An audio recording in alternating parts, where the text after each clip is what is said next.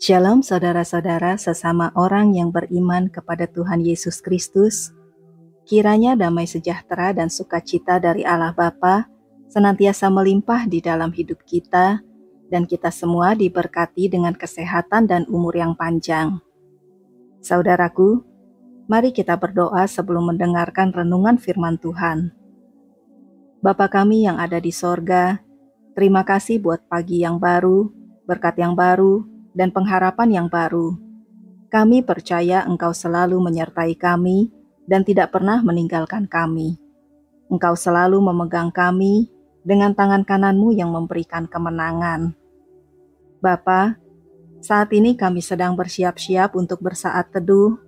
Berkatilah kami dengan kebenaran-kebenaran firman-Mu yang akan memberkati dan mengubahkan kami. Berikanlah kami hati yang dipenuhi dengan hikmat dan pengertian, agar kami bisa mengerti kehendak-Mu bagi kami. Terima kasih Bapa, dalam nama Tuhan Yesus Kristus, kami berdoa dan mengucap syukur. Amin.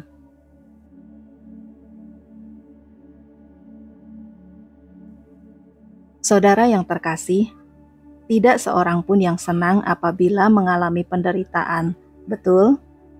Namun kenyataannya, selama kita hidup di dunia ini, kita pasti akan mengalami penderitaan.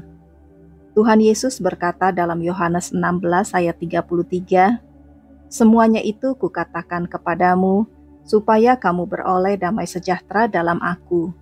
Dalam dunia kamu menderita penganiayaan, tetapi kuatkanlah hatimu, Aku telah mengalahkan dunia."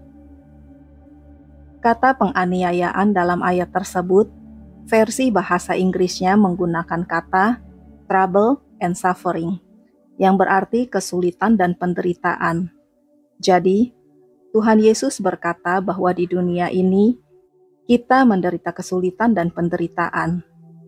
Itu adalah bagian dari kehidupan yang tidak dapat kita hindari. Selama Tuhan Yesus hidup di dunia ini, Ia juga mengalami kesulitan dan penderitaan sama seperti yang dialami oleh semua manusia. Ia dihina dan ditolak manusia, dipermalukan, dianiaya dan dibunuh. Banyak orang mengikuti Tuhan Yesus pada masa awal pelayanannya, saat Ia menyembuhkan yang sakit, membangkitkan yang mati, dan memberi makan yang lapar. Namun, saat Tuhan Yesus mulai berbicara tentang salib dan kematian, inilah yang terjadi. Yohanes 6 ayat 66, mulai dari waktu itu, banyak murid-muridnya mengundurkan diri dan tidak lagi mengikut Dia.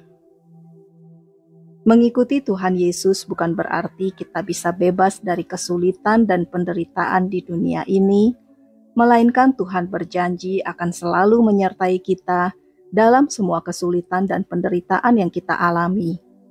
Tuhan berjanji memberikan damai sejahtera-Nya bagi kita di tengah kesulitan dan penderitaan kita. Akan tetapi, banyak orang salah mengerti tentang harga yang harus dibayar untuk mengikuti Tuhan Yesus. Banyak orang hanya ingin menikmati sukacita dan berkat-berkat tanpa mau mengalami penderitaan.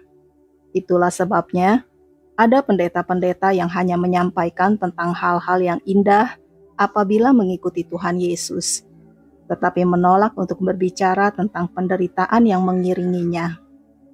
Injil kemakmuran dan berkat-berkat menjadi Injil yang populer karena menyenangkan telinga pendengarnya.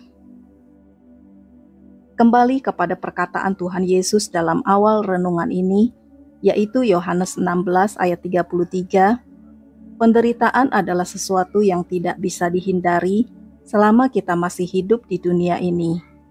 Baik orang Kristen maupun orang non-Kristen pasti akan mengalami penderitaan. Akan tetapi, sebagai orang Kristen, sikap kita saat menderita haruslah berbeda. Sikap yang pertama yaitu, jangan mengeluh dan menggerutu.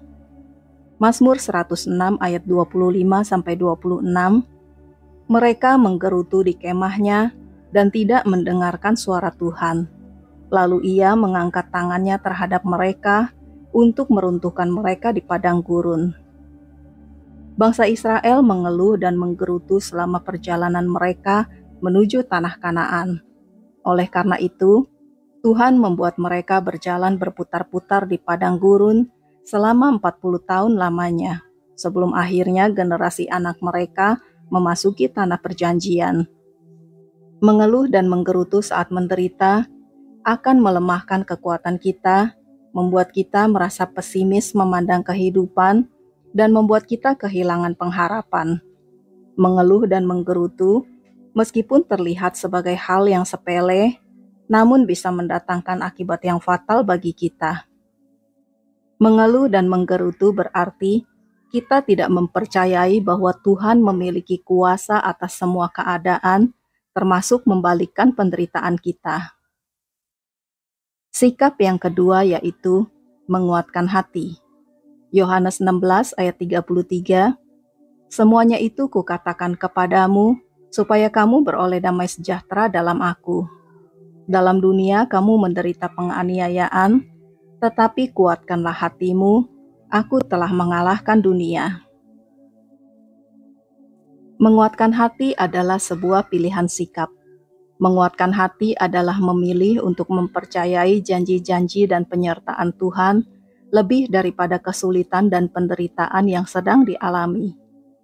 Tuhan Yesus memberikan satu alasan bagi kita untuk menguatkan hati, yaitu karena Tuhan Yesus telah mengalahkan dunia. Kita memiliki Tuhan yang telah mengalahkan dunia, dan Tuhan itu ada bersama-sama dengan kita. Jadi, apakah kesulitan dan penderitaan bisa mengalahkan kita? Saudara yang terkasih, melalui renungan firman Tuhan pagi ini, hendaklah kita mengerti mengenai penderitaan dan bagaimana harus bersikap sebagai orang Kristen.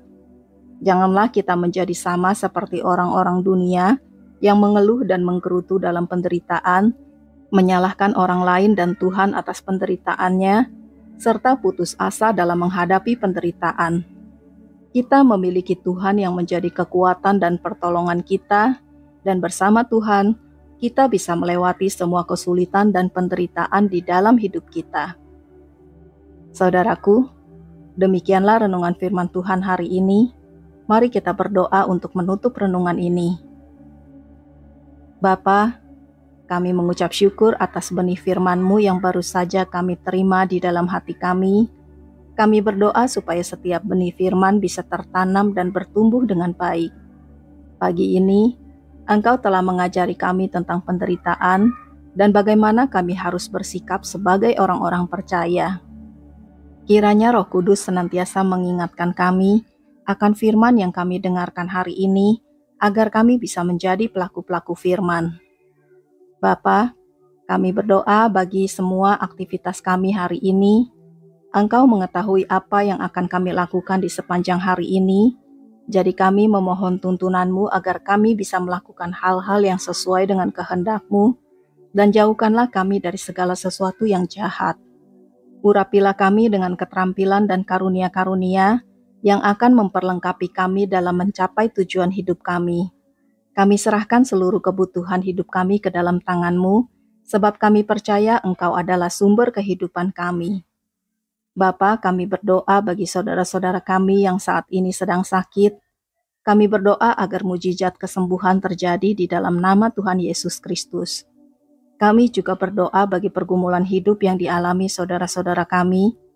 Kami memohon terjadi mujizat dan perbuatan-perbuatan ajaib dalam setiap pergumulan. Yang membutuhkan pekerjaan, Engkau berikan pekerjaan. Yang membutuhkan terobosan keuangan, Engkau bukakan pintu-pintu berkat. Yang sedang berduka, Engkau hiburkan. Kami juga mau mendoakan bangsa Indonesia yang kami kasihi. Kiranya Engkau selalu memberkati negeri kami dengan keamanan dan kedamaian di seluruh wilayah Indonesia.